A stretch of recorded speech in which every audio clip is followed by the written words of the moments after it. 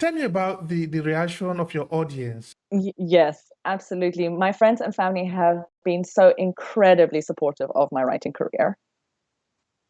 I didn't have enough money to pay for an editor and for the book cover design when I started this journey 2 years and 3 months ago. And I did a crowdfund to help me get the funds to be able to publish. And that worked. My friends and family came through and supported me financially and in many other ways to help me make this dream come true. And I'd like to add here in the cover for Aspiring, for example, the cover is actually painted by a friend of mine who did the cover art for me as a gift. A very, very talented artist, Justin Devonish. And it was just such a wonderful way to also just reconnect with people I hadn't spoken to in ages, because I've been traveling a lot. I've moved country several times. So this book project has not only brought me new friends, but it's also allowed me to reconnect with old friends. As part of my initial starting on this whole self-publishing journey, I joined the self-publishing school, which is a very, very well organized group. And Chandler Bolt, who came up with self-publishing school and established it, he is a real wizard. He really knows what he's doing. The school gave me access to a whole community of other authors who were either already ahead of me on the journey or were just starting out together with me. I got a coach, which was really, really helpful. And I followed the marketing strategy laid out by Self-Publishing School, which is essentially to build a team of early reviewers who will read and review your book during your release week, and then to put the book on a promotion within 2 weeks of publication, and then to push for sales that way.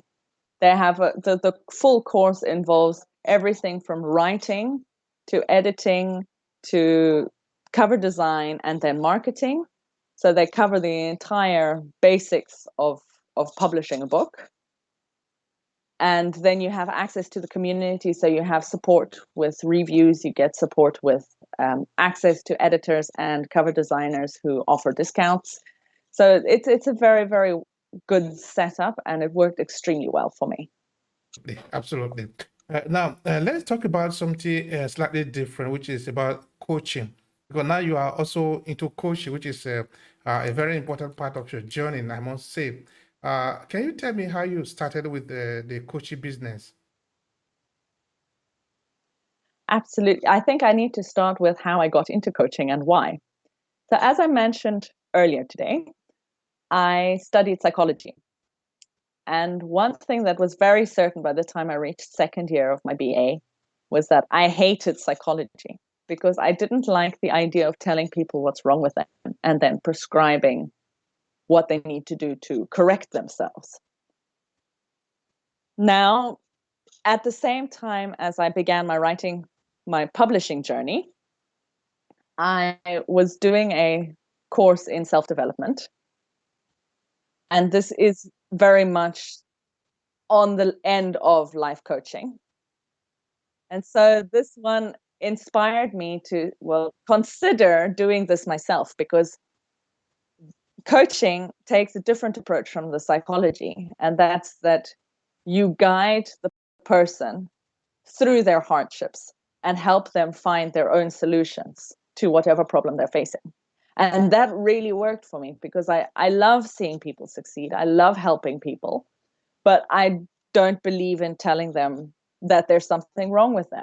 I'd much rather they find their own solutions to whatever hardship they're facing. And having the tools to be able to help and guide people through that has been incredibly rewarding. So I actually published my first 2 books at the same time as I was doing my certification training to become a certified life coach.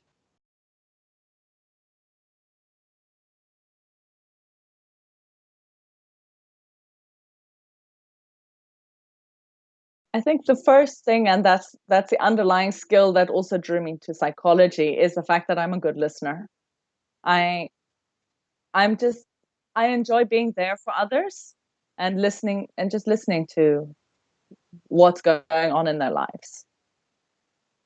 From there, now with the background in coaching, I am able to just nudge them with the right kind of questions. So if someone is facing a hardship or a difficulty in their life, I now have the tools to be able to ask them, well, what would you like to change? Or what's the ideal scenario for you?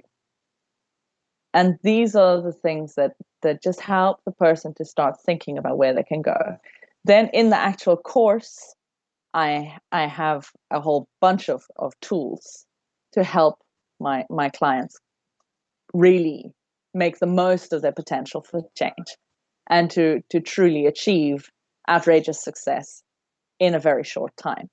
So for example, in my case, as I mentioned, one of my childhood dreams was to be an award-winning author. And my debut novel, Aspiring, received 2 literary classics awards 6 months after publication. I'd never believed that was possible. I didn't think my book was good enough to receive an award. So it shows that when you do the steps and do the process, it can work. And just to further illustrate that, now this year I actually managed to get a book into a box set, and the box set reached USA Today bestseller. And that means that I now have that also in my author arsenal. I am now a USA Today best-selling author and a Literary Classics award-winning author. So anything is possible. You do need to believe in yourself. And that's one of the things that I work a lot with my clients, is actually the allowing them to believe in themselves, allowing them to find their own belief, and also to find they're deserving. Because a lot of the time we self-sabotage by telling ourselves that we're not good enough, that we're not worth it, that we don't deserve the dream that we're trying to reach for.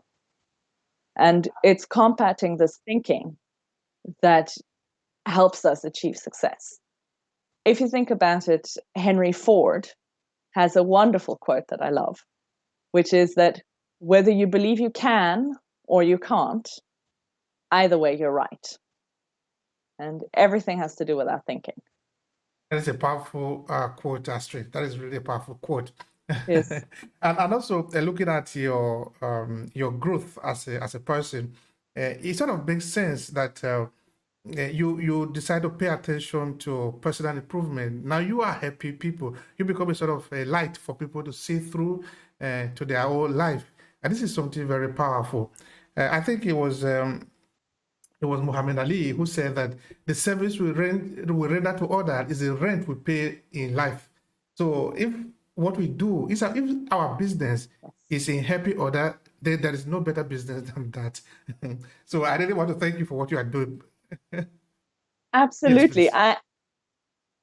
Thank you. And I would like to add to this, because there's a Sufi wisdom that tells of a man who's on his deathbed, and he laments because he says that when I was a young man, I wanted to change the world.